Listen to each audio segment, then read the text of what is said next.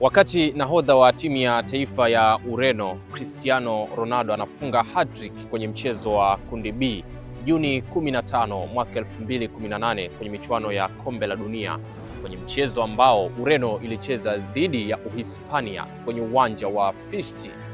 Cristiano Ronaldo alifunga hat-trick na wakati huo alikuwa na umri wa miaka 33. Nyota wa timu ya taifa ya Uhispania ambaye anafanya vizuri sana kwa sasa, Lamine Yamal, wakati huo alikuwa na umri wa miaka 10 tu, lakini alimshuhudia Ronaldo akileta maajabu mbele ya timu yake ya taifa ya Uhispania.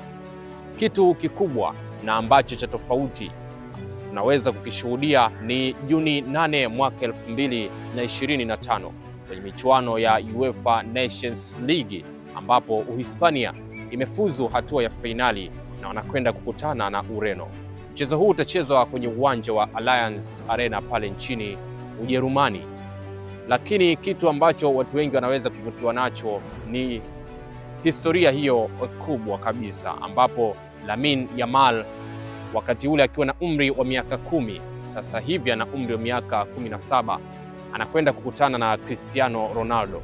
Na Cristiano Ronaldo kwa sasa ana umri wa miaka 40, na hii ni kwa mara ya kwanza Lamine Yamal anakwenda kucheza mechi moja na Cristiano Ronaldo akiwa timu pinzani.